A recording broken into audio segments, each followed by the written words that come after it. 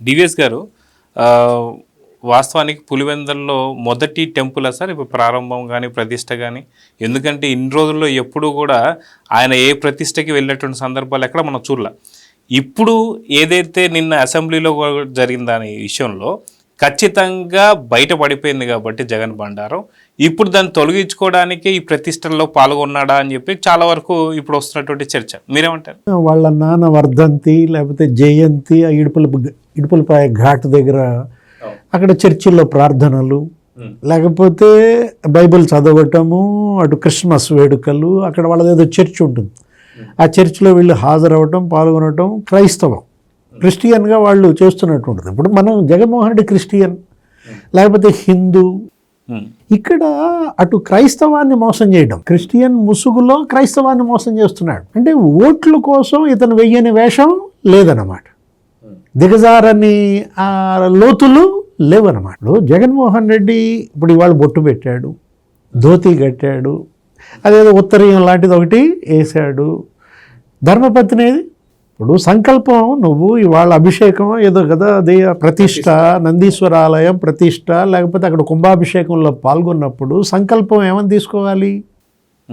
ధర్మపత్ని సమేతస్య అని చెప్పి మామూలుగా సంకల్పం చెప్తారు. ఇప్పుడు ఇక్కడ వేదం నేను ఊరికే చూసా, మన ఎవరు సత్యమూర్తి గారు చెప్తుంటే పతి సమేతస్య అని ఎక్కడ ఉండదు చెప్పేటప్పుడు. అంటే అవినాష్ రెడ్డి తనకు పత లేకపోతే ధర్మపత్న, అతని పక్కన కూర్చోబెట్టుకుని ఇక భారతీయ మేడం ప్లేస్లో అవినాష్ రెడ్డిని కూర్చోబెట్టుకుని ధర్మపత్ని సమేతస్య అని సంకల్పం చెప్పాడా? అంటే ఇప్పుడు మీరు ఇక్కడ తీసుకున్నట్లయితే వేదం ఏం చెప్తుందంటే వికచ్చ అనుత్తరీయచ్చ నగ్నశ్చ వస్త్ర ఏవచ అని చెప్తారు. అంటే గోచి పెట్టుకోలేదు, లేకపోతే ఉత్తరేయం లేదు, లేకపోతే ఊరికి బట్టన్ చుట్టి కనుక నువ్వు కూర్చుంటే దిగంబరం అవుతాను. ఆ విధంగా నువ్వు మరి చేయకూడదు పూజ. ఏంటి, నీకు ఉత్తరీయం ఉండాలి, సరే ధోతి కట్టావు, ఏదో వేసుకున్నావు, కానీ పక్కన సంకల్పం చెప్తూ ధర్మపత్ని లేకుండా ఎవరిని ఎగతాళి చేయటానికి ఇది అపచారం కాదా? అటు క్రైస్తవానికి కాకుండా పోతున్నాడు, ఇటు హైందవానికి కాకుండా పోతున్నాడు, అటు వాళ్ళకి ద్రోహం చేస్తున్నాడు, ఇటు వీళ్ళకి ద్రోహం చేస్తున్నాడు. అంటే ఒక ద్రోహిగా మిగిలిపోయాడు జగన్మోహన్ రెడ్డి. ఈరోజు ఈ విధంగా ఎందుకు నువ్వు ఇవాళ అర్జెంటుగా ప్రత్యక్షమయ్యావు? వాళ్ళు పిలిచారా, నువ్వు పిలిపించుకున్నావా? అదేంటది నందిపల్లి మండలం అంటే ఇప్పుడు దాకా ఈ 45 రోజులుగా జరుగుతోంది.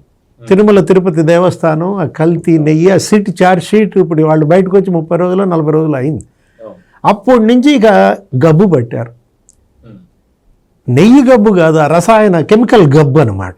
68 లక్షల కిలోల రసాయనాలతో నువ్వు స్వామివారికి నైవేద్యం పెడతావా? ఇప్పుడు ఈరోజు పాల్గొన్నావు కదా, ఇప్పుడు అక్కడ ఏ నెయ్యి పెట్టారు?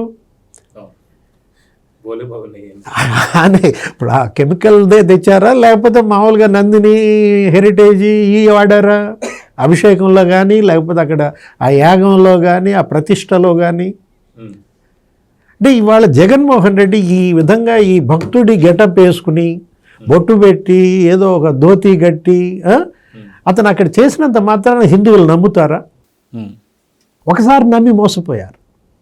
ఆయన ఎవరో స్వామీజీ ఎక్కడున్నాడు, అసలు ఆయన పత్తాయే లేకుండా పోయాడు. శారదా పీఠాధిపతి ఎక్కడున్నారు? ఆయన హరిద్వార్ వదిలిపెట్టి రావట్లేదు అసలు. అంటే సునీల్ నాయక్ టైపేనా? జగన్మోహన్ రెడ్డి మళ్ళీ గెలిస్తేనే వస్తాడా? ఇప్పుడు సునీల్ నాయక్ లాగా ఇప్పుడు అతను కూడా అంతే, బీహార్ వెళ్ళిపోయాడు. ఎవరు అంటే ఇప్పుడు వీళ్ళు ఆయన కోసం ఎతుకుతున్నారంట హిందువులంతా కూడా. ఎక్కడున్నాడు ఈ స్వరూపానందేంద్ర స్వామి?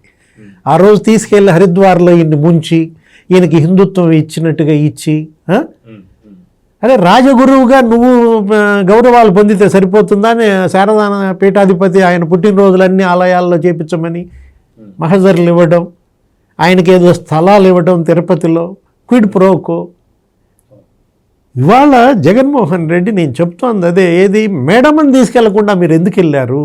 మరోసారి హిందుత్వంపై దాడా ఎందుకు ఇలా పగబట్టాడు? అది ఆచారాలను గౌరవించాలి. మీరు చేసేది ఇప్పుడు సత్యమూర్తి గారు చెప్పారు ఏమని, అక్షంతలు ఇచ్చారు. అక్షంతలు ఇచ్చినప్పుడు ఆ అక్షంతలు యాక్చువల్గా ఎందుకు ఇస్తారంటే, మామూలుగా తల దగ్గర పెట్టుకుంటాం, తల దగ్గర పెట్టుకుని ఇటు ఎడం వైపు ఇటు ఇసిరేయమంటారు. వాటిని. అంటే ఏంటి, నా తలలో ఉన్న అహంభావం ఈ అక్షంతల్లోకి వచ్చి నన్ను విడవాలి. ఎవరి మీద వేసాడు అక్షంతలు? అవినాష్ రెడ్డి మీద వేసాడా? అంటే నా పొగరు దిగాలి, అవినాష్కి ఎక్కాలనా? అదేమి పొగరు బూతుతనం. భక్తుడుగా ఇస్లాం అయినా ఏం చెప్పుద్దంటే జగన్, ఇస్లాం అంటే మీనింగ్ ఏంటి? సరెండర్, లొంగిపోవాలి. దేవుడి ముందు మనం తల దించాలా, తల ఎగరేయకూడదనమాట. ఇవాళ దేవుడితో వీళ్ళు ఆడుకున్న ఆటలు, దాని ఫలితం ఇవాళ అనుభవిస్తున్నారు. ఏది, దేవదేవుడికే నువ్వు అపచారం చేస్తే ఫలితం ఎలా ఉంటుంది? భవిష్యత్తులో ఏ హిందువు ఈ పార్టీకి ఓటేస్తాడా? హిందువుల ఓట్లు అడిగే నైతిక హక్కు వీళ్ళకుందా?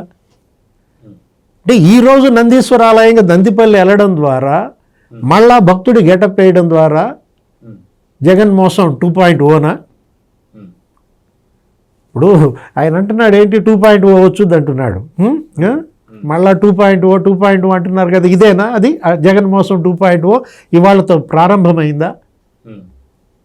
ఎవరి కన్ను గప్పుతావు, ఎవరిని మోసం చేస్తావు? ఇప్పుడు మీ భార్యకి విశ్వాసం లేదు, రాదు, నీకెందుకు మరి? నువ్వు కూడా రాకూడదు కదా. మహానటులు వీళ్ళని పెట్టి తీయాలి, అసలు ఆమెను పెట్టి తీసినట్టున్నారు మహానటి అని. అంటే ఇక జగన్మోహన్ రెడ్డి వెళ్తుంటే ఆరానా మహానటి అన్నట్టుగా నటనకి వాళ్ళ ప్రజలు ఇది కాలం చెల్లిందనమాట. జగన్మోహన్ రెడ్డి ఇది అవుట్డేటెడ్. ఇంకా నువ్వు నటిస్తే జనం ఇంకా మరి ఏంటి అసహ్యించుకునే పరిస్థితి వచ్చింది. వాళ్ళ అసహ్యాన్ని అతను చూస్తున్నాడు. ఏది, జనంలో ఎక్కడ చూసినా కానీ ఇంకా అదేమంటే జనం వచ్చారు నా దగ్గరికి, అసలు వెల్లువెత్తుతున్నారని బిల్డప్ ఇస్తారు. డబ్బు వెదజల్లుతున్నావు. ఈరోజు నీ ఆహ్వానం కూడా డబ్బుతో వచ్చిన ఆహ్వానమే కదా. అతను సందేశం ఏమని చెప్పాడు తెలుసా, మర్చిపోయా. హిందూ సంప్రదాయాల గురించి, సంస్కృతి గురించి, భక్తి మార్గం గురించి మాట్లాడాడు. ఈరోజు అక్కడ ఆ టెంపుల్లో మాట్లాడుతూ ఆలయాలు హిందూ సంస్కృతి సంప్రదాయాలకు ప్రతీకలు అన్నాడు. ఆ ఆలయాల పట్ల నీ పరిపాలన ఎలా సాగింది? నిన్న పవర్ పాయింట్ ప్రజెంటేషన్లో ముఖ్యమంత్రి చంద్రబాబు స్క్రీన్ మీదే చూపించారు. జగన్మోహన్ రెడ్డి నగ్న స్వరూపాన్ని అసెంబ్లీలో చూపించాడు. ఏంటి, బట్టలు ఇప్పదీశారు ఒక రకంగా చెప్పాలంటే. 2032 ఆలయాలపై దాడులు అంటండి. జగన్ 5 ఏళ్లలో ఆ ముఖ్యమంత్రి అసెంబ్లీలో ఇచ్చినటువంటి లిస్ట్ కనుక మనం చదువుతుంటే 32 విగ్రహాలు అపవిత్రం చేశారంట, 59 విగ్రహాలు చోరీకి గురైనాయి అంట. అంతర్వేది అసలు ఇరగొట్టిన విగ్రహాలు, దొంగలించిన వెండి సింహాలు, తల నరికేశారు రామతీర్థంలో. ఇవాళ హిందూ సమాజం జగన్మోహన్ రెడ్డిని బహిష్కరించింది. ఒక రకంగా చెప్పాలంటే ఆ పార్టీని బహిష్కరించింది అనమాట. క్విట్ జగన్మోహన్ రెడ్డి. ఇవాళ క్విట్ వైసీపీ అనేది మొత్తం స్వామీజీలు, పీఠాధిపతులు అసలు ఎన్ని లేఖలు రాశారు.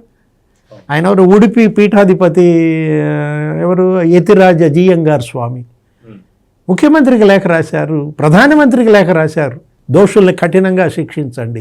నిన్న అసెంబ్లీలో ఇదే డిబేట్. ఈ కల్తీ నెయ్యి దీంట్లో ప్రధాన దోషి జగన్మోహన్ రెడ్డి. అది 250 కోట్ల స్కామ్ కాదు, కోట్లాది భక్తుల పట్ల నమ్మక ద్రోహం, విశ్వాస ఘాతుకం. హిందువులను అవమానించడం కాదు, ఇతను హిందువుల విశ్వాసానికి ఇతను ఘాతుకం చేశాడు, మహాపచారానికి పాల్పడ్డాడు. మహాపాపి జగన్మోహన్ రెడ్డి అని కదా ఇవాళ హిందూ సమాజం కోడై కూస్తోంది. ఇట్లాంటి పరిస్థితుల్లో ఒకటే మాట చెప్పింది అందరూ అనేది కూడా, పీఠాధిపతులు కూడా ఈయనేం చేశారు, భార్యాభర్తలు ఇద్దరు ప్రాయశ్చిత్తం చేసుకోండి, పశ్చాత్తాప దీక్ష తీసుకోండి. అందులో భాగంగా వచ్చాడు అనుకుందామా నందిపల్లి, అందులో భాగంగా వస్తే భార్యతో పాటు రావాలి. Hold your hands Jaganmohan Reddy, say sorry to the nation.